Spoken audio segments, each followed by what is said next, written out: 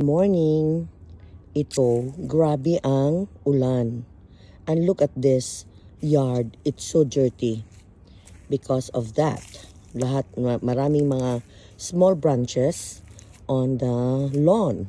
And this is my backyard. So you can see yung mga beautiful flowers ko. They're already on their bad shape. Pero, next year, mabubuhay ulit ito sila. Tingnan mo itong mga roses.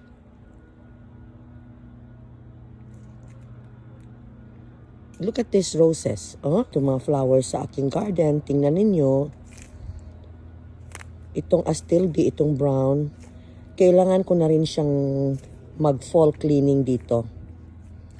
Kailangan ko na siyang i-trim itong mga plants na ito.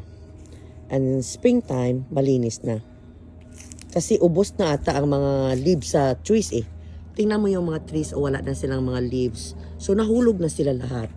So itong aking back garden, ito na. Hindi na ninyo masyadong ma-appreciate kasi wala na.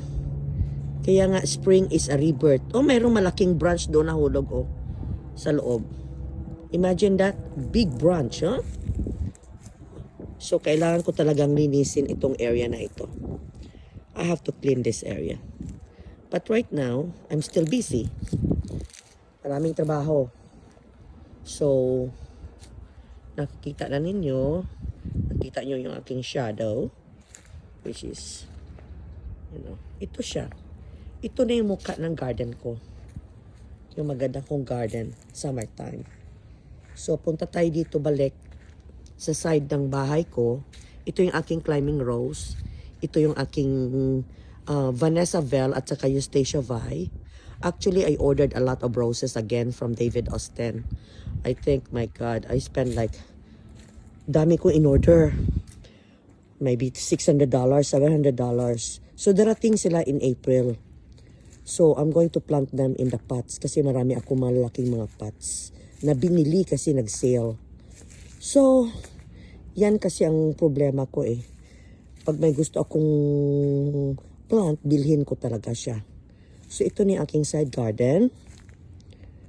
Papunta na tayo sa aking front garden. Tingnan lang niyo. Gusto ko lang makita yung... Tingnan yung aking garden. O, aking lawn. Marami mga twigs na nahulog.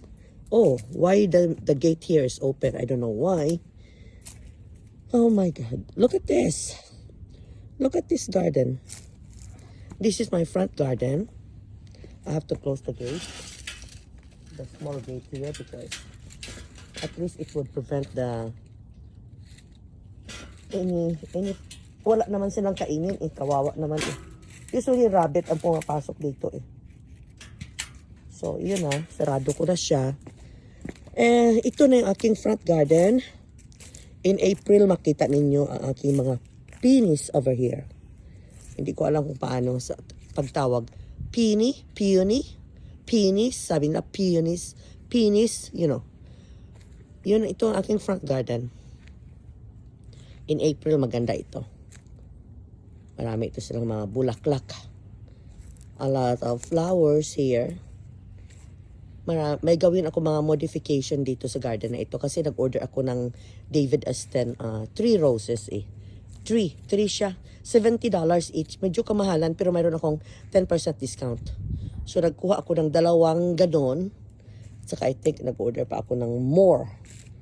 So ito makita ninyo yung aking garden. So this is the whole area garden. Ang hindi ko lang na video is yung sa tabi ng driveway ko. So, thank you for watching. Bye!